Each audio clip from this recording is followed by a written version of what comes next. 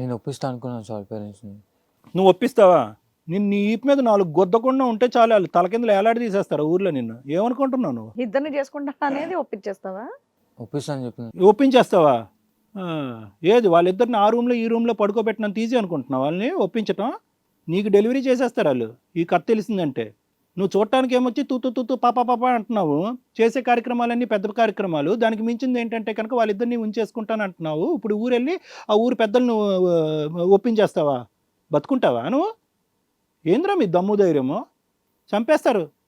మీ నాన్నగారు ఏం చేస్తారు పూజ? పొలంలో పని చేస్తారు. పొలం పని చేస్తారు. చెప్దాం ఫోన్ చేసి తల్లి. వద్దు సార్. ఆడేమొచ్చి అక్కడ కాదు ఇక్కడికి వచ్చాను ఇప్పుడు రెడీమేడ్గా నువ్వు ఇచ్చావు. ఆమె రెడీమేడ్గా ఇవ్వలేదు కాబట్టి నువ్వు రెడీమేడ్గా ఇచ్చాడని చెప్పి జీవితాంతం నీతో పాటు ఉంటాడని అనుకున్నావా?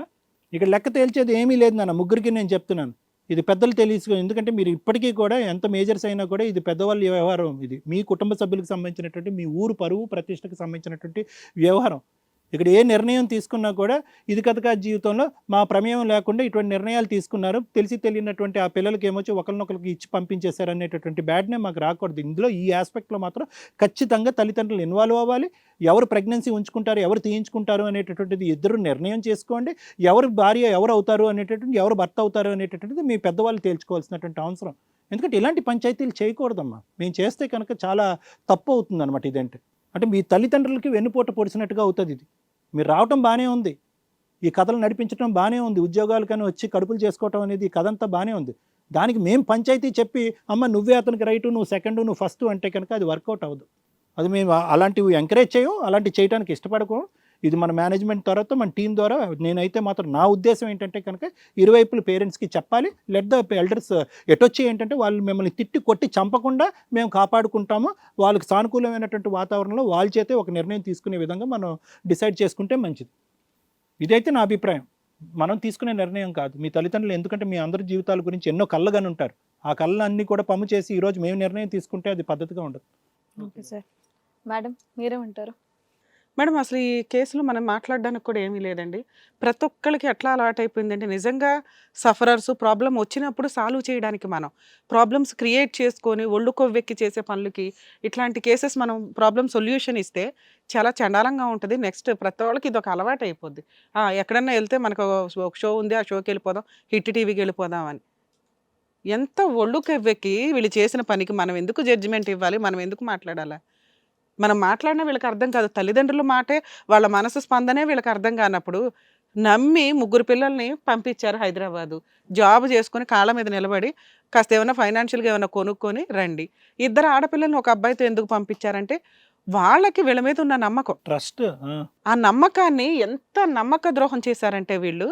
ఒక అబ్బాయితో ఎందుకు 2 అమ్మాయిలు పంపించారు? చిన్నప్పటి నుంచి చైల్డ్హుడ్ ఫ్రెండ్స్.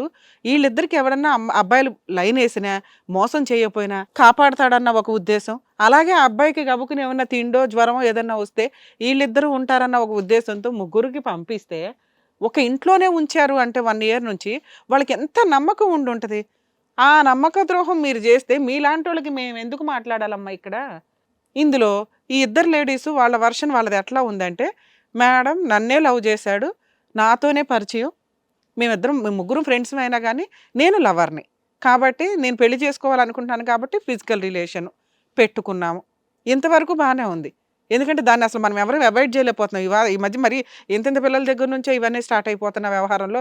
అమ్మ మీరు పవిత్రంగా కలవకండి, ఇలాగే ఉండండి అంటే ఎవడ దొరకట్లా బయట ప్రపంచంలో. ఆ తర్వాత స్టేజ్కి వచ్చారు, అది విడ్డూరంగా ఉంది. ప్రెగ్నెన్సీలు తెచ్చుకొని వచ్చి మాట్లాడుతున్నారే, అది ఎంత పాపం. పిల్లల్ని కన్నా జీవితకాలం నరకమే ఆ పిల్లలకి. మీరు అబార్షన్ చేయించుకున్నా అది పాపమే. ఏం చేద్దామని మీరు ప్రెగ్నెన్సీలు తెచ్చుకుంటున్నారు? ఎంత బేసిక్ నాలెడ్జ్ అమ్మా. ఒకవేళ మీరు ఫిజికల్ నీడ్స్ మీ పర్సనల్ అనుకుంటే దానికి తగ్గ ఉంటాయి కదా, ప్రికాషన్స్ తీసుకోవాలి కదా. ఆ అబ్బాయి బర్త్డే గిఫ్ట్గా బేబీ అడిగాడా? బర్త్డే గిఫ్ట్గా ముద్దులు అడుగుతారా? బర్త్డే గిఫ్ట్గా షికార్లకు అడుగుతారా? బర్త్డే గిఫ్ట్గా ఓయో రూములు రిజర్వ్ చేయమని అడుగుతారు. ఇవన్నీ మీరు నమ్ముకొని వెళ్తారు. ఇంకేదన్నా అంటే నమ్మామండి, మోసపోయామండి. ముందుండాలి కదా బుద్ధి. మేజర్లు అయ్యారు అంటే ఏంటి? మీకు ఆ మాత్రం జ్ఞానం ఉంటుందనే లా అండ్ ఆర్డర్లో మార్పు చేసి అమ్మ 18 years తర్వాత అమ్మాయిలు ఆల్రెడీ బాగా ముదురు బ్యాచ్లు కాబట్టి అమ్మాయిలకి 18 years, అబ్బాయిలకి 21 పెట్టారు. ఎందుకంటే బాగా మెచ్యూరిటీ లెవెల్స్, ఆలోచన విధానాలు బాగుంటాయి లేడీస్కి అని. మీరేంట్రా బాబు అంటే ఇట్లా గాలి తిరుగుళ్ళు, వెచ్చలవిడి తిరుగుబోత్తనాలు చేసుకుంటున్నారు. మళ్ళీ మీకు ఫేవర్గా లా అండ్ ఆర్డర్ మాట్లాడాలా? ఏంటి ప్రెగ్నెన్సీ వచ్చేస్తే? మీకు ఆఫ్టర్ ఆల్ కదా ప్రెగ్నెన్సీ తప్పండి అంటున్నారు. ఇద్దరిని అడుగుతుంటే పనిలేక అడిగామా? ఆగ మాత్రం జ్ఞానం ఉందా అని. ఆ జ్ఞానానికి ఏమంటున్నారు? ప్రెగ్నెన్సీ తప్పు. దానికంటే ఇంకా పెద్ద తప్పు ఏంటో తెలుసా? మీ తల్లిదండ్రులకు మీరు చేసిన నమ్మక ద్రోహం. వాళ్ళకి ఇప్పటికీ తెలీదు. మేము ఫోన్ చేస్తామంటే మీరు అంటున్న మాట ఏంటి? అమ్మమ్మో చెప్పొద్దండి, మాకు ఇక్కడ సాల్వ్ చేసేయండి. ఏం సాల్వ్ చేయాలి? అతను వెళ్ళి బతులు ఆడుకోమన్నాం, ఇద్దరిని బతులు ఆడుతున్నాడు. మీ ఇద్దరిని అడుగుతుంటే మేము ఇద్దరిలో ఎవరో ఒకళ్ళమేంటి సీతాదేవిలాగా కూర్చుంటాం అంటున్నారు. ఏ రకంగా న్యాయం చేయాలి మీకు? మాకేం అవసరం ఇక్కడ న్యాయం చేయడానికి? మీరు గాలి పనులు చేసుకుంటూ వస్తే ఈ స్టేజ్ మీద కూర్చొని గాలి పంచాయతీలు చేయడానికా? కాదుగా. ప్రాబ్లమ్స్ ఉన్న వాళ్ళకి సొల్యూషన్స్ చెప్పడానికి. మీ ప్రాబ్లంకి సొల్యూషన్ ఎక్కడో తెలుసా? మా స్టేజీ కాదు, మీ ఊర్లో మీ గ్రామ పెద్ద ఉంటారు, మీ 3 కుటుంబాలు ఉంటే వీళ్ళు అక్కడ కూర్చుందరు. కానీ మేము ఆల్రెడీ ఇప్పుడు ఇన్ఫామ్ చేస్తాం. అక్కడ కూర్చొని ఆ పెద్ద మనుషుల దగ్గర వాళ్ళేం పెద్ద మనిషి పంచాయతీ చేస్తారో చూసుకొని ఇలాంటి పనికిమాలిన వ్యక్తి మీ ఇద్దరిలో ఎవరికి కావాలో చూస్ చేసుకోండి. ఎవరైతే వదిలేస్తారో వాళ్ళు నిజంగా హ్యాపీగా బతుకుతారు. ఎవరైతే చేసుకుంటారో వాళ్ళకి నరకమే. ఎందుకంటే ఆయన ప్రతి సంవత్సరం బేబీలను అడుగుతూ ఉంటాడు ఆయనకు వచ్చే సంపాదనకి. మీ ఇంట్లో వాళ్ళతో మాట్లాడమంటారా? వద్దు మేడం. మీ అమ్మను పిలిపించారు మా షో వాళ్ళు తెలుసా? నువ్వు ఇక్కడికి వచ్చేగానే మీ షో వినేసి అబ్బా బాగా చెప్పేస్తున్నారు, ఇందులో ఒకళ్ళని ఏదో సాల్వ్ చేసేసి ఒక అమ్మాయిని లవ్ చేశాడు కదా, హానెస్టీగా పెళ్లి చేసి పంపిస్తానికి ఇద్దరిని మోసం చేశాడు, ఇద్దరిని లవ్ చేశాడు. ఆయనకి ఇద్దరూ కావాలి. ఇద్దరిని ఇచ్చేంత స్టేజ్ కాదు మాది.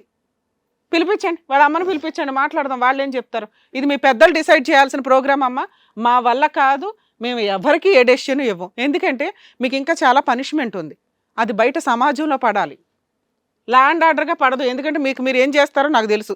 అన్నీ డిలీట్ చేసి ఫ్రెష్ అని చెప్పి మళ్ళీ ఇంకొకరిని చూసుకొని పతివ్రతల్లాగా వెళ్ళి పెళ్ళిళ్ళు చేసుకుంటారు. ఇతన్ని మీరిద్దరు చేసుకుంటారని నేను అనుకోను. ఎందుకంటే గ్రామ పంచాయతీలో మీటింగ్ పెట్టినాక పిల్లల కోసమని మీరు ఏమన్నా పోరాడితే పోరాడాలి తప్ప, లేకపోతే మీరిద్దరు చేసే దుకాణాలు ఏంటో మాకు తెలుసు. అయినా మీ గురించి ఊళ్ళో వాళ్ళకి తెలియాలి కదా, ఎంత అసహ్యంగా బతుకుతున్నారు బయటకు వచ్చే సమాజంలో అని. ఇంకా పిల్లల్ని పంపించేటప్పుడు 1-4 సార్లు ఆలోచించి వాళ్ళ జాగ్రత్తలు వాళ్ళు ఉంటారు. అమ్మ వాళ్ళ అమ్మని పిలవండి, సాయి గారు వాళ్ళ అమ్మని. సైదమ్మ గారు రండి. అమ్మా నువ్వు వెళ్ళి అటు కూర్చో, మీ అబ్బాయి దగ్గర కూర్చో తల్లి. ఏమ్మా వాళ్ళు ఎవరో తెలుసా మీకు? తెలుసండి. ఎలా తెలుసు? తెలుసు, మా ఇంటి దగ్గర చిన్నప్పటి నుంచి పరిచయమా మీకు? పరిచయం. ఆ పిల్లలు వీళ్ళ ముగ్గురు హైదరాబాద్ వచ్చి జాబ్ కోసం వచ్చారు తెలుసా? వచ్చారండి. ముగ్గురు ఫ్యామిలీస్ కలిపే పంపించారా? పంపించారు. ఒకే ఇంట్లో ఉన్నారట 1 year నుంచి తెలుసా మీకు? ఒకే రూమ్ లో తెలుసు. తెలుసు. ఎందుకు నమ్మకమా మీకు వీళ్ళ ముగ్గురు మీద? మీ అబ్బాయి ఏం చేశాడో తెలుసా? తెలవదండి. అమ్మ నిన్ను ఇక్కడికి ఎందుకు పిలిచామో తెలుసా? తెలవదండి. తెలియదు కదా. ఏం జరిగిందో స్టోరీ చెప్తాం. నీకు ఇక్కడ దాకా వచ్చేదాకా ఎందుకు చెప్పలేదు అంటే నువ్వు టెన్షన్ పడతావు, ఏం జరిగిందా అని చెప్పి నువ్వు టెన్షన్ పడతావని మా వాళ్ళు ఏం చెప్పలే. ఇప్పుడు జరిగింది ఏంటో చెప్తాం వినండి. 1 year నుంచి వీళ్ళ ముగ్గురిని మీరంతా 3 families నమ్మకంతో పంపించారు కదా. మీ అబ్బాయి ఏం చేశాడో తెలుసా? ఈ ముగ్గురు ఒక ఇంట్లో ఉండి మీ అబ్బాయి ఒక అమ్మాయికి 4 నెలలు, ఒక అమ్మాయికి 3 నెలలు కడుపు చేశాడు. అర్థమవుతుందా? ఈ తొక్కులో పంచాయతీ మమ్మల్ని చేయమని ధైర్యంగా ఇక్కడికి వచ్చారు వాళ్ళు. ఇలాంటి చెత్త పంచాయతీలు మేము చేయమమ్మా మా షోలో. ఎందుకు మిమ్మల్ని పిలిపించామంటే ఇక్కడ నుంచి మేము పంపించినా కూడా వాళ్ళు ఊర్లోకి వచ్చి చెప్పరేమో, మిమ్మల్ని పిలిపిస్తే దగ్గరుండి 3 జుట్లు పట్టుకొని తీసుకొని వెళ్ళి అక్కడ పెద్ద మనుషుల ముందు పంచాయతీ పెట్టండి. ఎవరికి ఏ న్యాయం జరుగుద్దో అక్కడే డిసైడ్ అవ్వండి. ఎందుకంటే వీళ్ళ 3 భాగవతాలు ఊరంతా తెలియాలి. వీళ్ళ పరువు అక్కడ పోవాల్సిందే.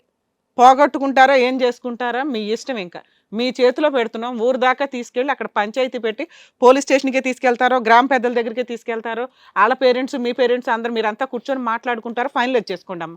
అది నీ కొడుకు చేసిన భాగవతం. ఎందుకు ఇలా చేసావు చెప్పు. మీరు ఎట్లాగే అబ్బాయిని ఇంటికి తీసుకెళ్ళండి, ఇంటి దగ్గర పంచాయతీ పెట్టండి. వెళ్ళండి అమ్మా, మేము అసలు ఇక్కడ మాట్లాడే విషయం. ఆడు చేసిన రాద్ధాంతం మేమే కనిపెట్టలేకపోయి ఎందుకు చేశాడు అన్నది మళ్ళీ మీరు ఎందుకని అడుగుతాడు ఏం చెప్తాడు? మీకు కూడా తగ్గ పనిష్మెంట్ ఊళ్ళోనే జరిగింది. పోండి వెళ్ళండి.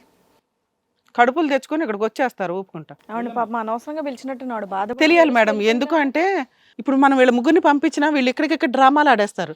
అమ్మో ఇది ఊర్లో తెలిస్తే పరువు పోతుందేమో అని. ఇక ఎవరో 2 మగపిల్లలు పెళ్లి సంబంధాలు వస్తే వాళ్ళు మోసపోవాల్సిందేగా. వీళ్ళ భాగవతాలు ఏంటో 3 కలిసి ఉంటారా, ఎవరేం చేసుకుంటారా అనేది ఊళ్ళో డిసైడ్ అవనివ్వండి. షాక్ అయిపోయింది. అవును, అసలు ఆవిడకి మాటలు కూడా రావట్లేదు చివరికి. పెద్దవాళ్ళ ఇష్యూ మేడం ఇది. మనం డిసైడ్ అయితే చేసేది కాదు, లీగల్గా కానీ మోరల్గా కూడా. కరెక్టే. Okay madam. సో అదండి డాక్టర్ గారు అండ్ అలాగే మేడం చెప్పింది విన్నారు కదా. వాళ్ళ పరిస్థితిలో ఎలా ఉండాలి అనేది.